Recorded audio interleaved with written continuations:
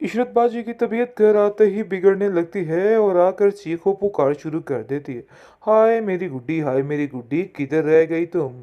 लेकिन जी जहांगीर समझाता है कि देखो गुड्डी को वहां से लेके आना कोई खाला जी का घर नहीं है। उनका रिश्ता हमारे से ज्यादा क्लोज है और तुम इस बात को समझने की कोशिश करो। जिस पर हमजा कहता है कि अरे बाबा कैसी बातें कर रहे हैं, हम गुड्डी को वहां से जरूर आजाद करवाएंगे।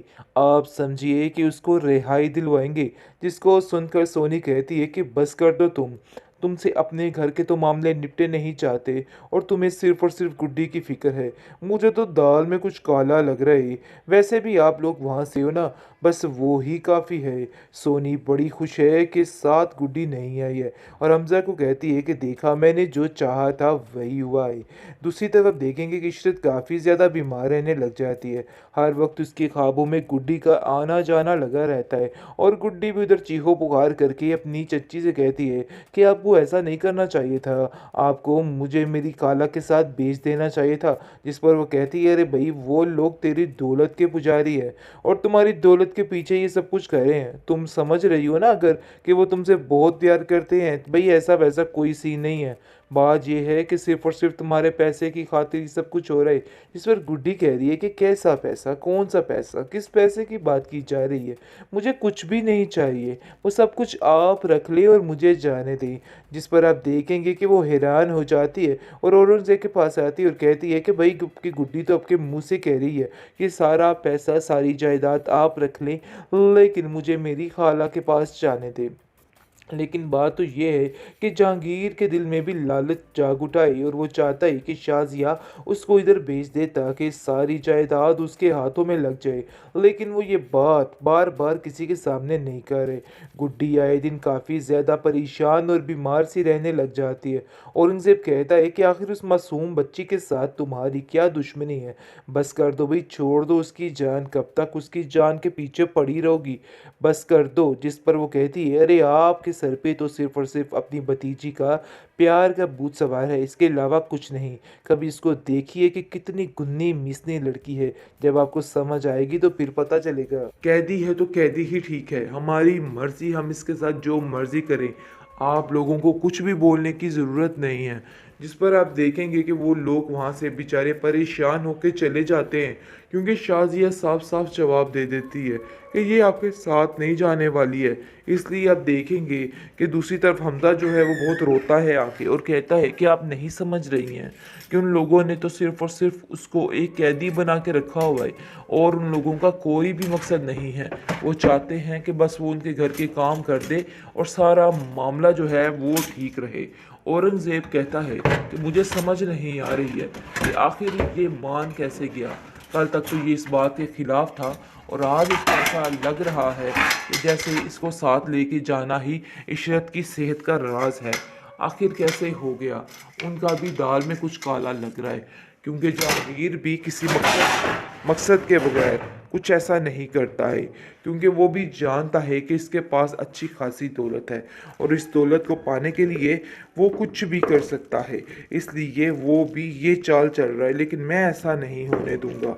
ये बात तो तय है कि गुड्डी वहाँ पे कभी भी नहीं जाएगी, क्योंकि अगर गुड्डी वहाँ पे चलेगी तो मामला ख़राब हो जाएगा। तुमने बहुत अक्लमंदी की शाजिया जो गुड्डी को वहाँ पे नहीं भेजा, वरना आज काफ़ी हद तक मसला ख़राब हो सकता था। तुम्हारी वजह से आज मैं बच गया। जिसको सुनकर वो कहती है अरे भाई मुझे तो पहले ही समझ आ गई थी कि माजरा क्या होने वाला है। इशरत बड़े मान और बड़े चाव के साथ अपनी भांजी को लेने के लिए उसके घर जा पहुंचती है। बहुत खुश होती है कि वो अपनी भांजी को लेके वापस आ जाएगी और सब कुछ ठीक हो जाएगा। उधर जाकर उससे माफ़ी मांगती है और कहती है क्या तुम मुझे गुड्डी माफ़ कर सकती हो? जो कुछ हुआ सो हुआ, लेकिन यकीन मानो मैं तुमसे बहुत प्यार करती हूँ। जिस पर गुड्डी भी रोकर अपनी खाला के गले लग जाती है और कहती है कि आपको ये बात यकीन दिलाने की ज़रूरत नहीं है। मैं जानती हूँ कि आप मुझसे बहुत ज़्यादा प्यार करती हैं। लेकिन अब देखेंगे कि ऊपर से ही शाजिया टपक पड़ेगी। शाजिया कहेगी कि आखिर ये सारा क्या माजरा हो रहा है? देखो ये बात तो तय है और साफ है कि ये गुड्डी जो है इसका आप लोगों पर अब कोई हक नहीं है और आप लोग इसका हक नहीं रखते।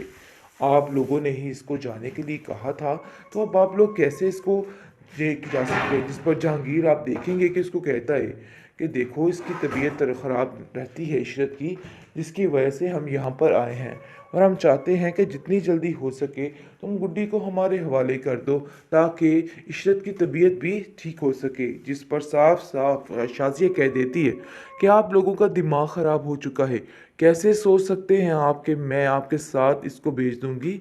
अरे भाई ऐसा नहीं हो सकता, ये बात अपने जहन से निकाल दीजिए। अगर आप लोग ऐसा सोच रहे हैं ना तो फिर देखिएगा। जिस पर वो साफ साफ गुस्से में आग बगोला हो जाती है और छुरी निकाल लेती है और कहती है कि खबरदार गुड्डी को यहाँ से कोई लेके गया, अगर आप लोगों ने गुड्डी को यहाँ से कभी लेके गए तो मेरा मरा हुआ मुंह देखेंगे। जिस पर आप देखेंगे कि गुड्डी भी परेशान हो जाती है और हालांकि साथ से पीछे हो जाती है क्योंकि वो जानती है कि माजरा ख़राब हो जाएगा। अपनी खाला से कहती है कि आप यहाँ से चले जाएं, मैं आपकी इस तरह से ज़लालत बर्दाश्त नहीं कर सकती हूँ। जिसको सुनकर वो कहती है कि गुड्डी मुझे तो समझ नहीं आ रही मैं क्या करूँ, क्योंकि शाज़िया बार बार एक ही बात कर रही है और कहती है कि आप लोग सिर्फ़ और सिर्फ लालच की वजह से यहाँ पे आए हैं, इसके अलावा आप लोगों का कोई मकसद नहीं है। जिस पर आप देखेंगे कि जहांगीर भी उल्ट पड़ता है और कहता है कि ये क्या मामला है औरंगज़ेब, आप लोगों ने क्या तमाशा पकड़ रखा है, आप लोग सरासर उसको कैदी बना के रखा हुआ है, इसके अलावा आप लोगों का कोई भी मकसद नहीं है। जिस पर शाज़िया कहती है कि बस कैदी है तो कैदी ही ठीक है, हमारी मर्ज़ी, हम इसके साथ जो मर्ज़ी करें, आप लोगों को कुछ भी बोलने की ज़रूरत नहीं है। जिस पर आप देखेंगे कि वो लोग वहाँ से बेचारे परेशान होकर चले जाते हैं क्योंकि शाज़िया साफ साफ जवाब दे देती है कि ये आपके साथ नहीं जाने वाली है।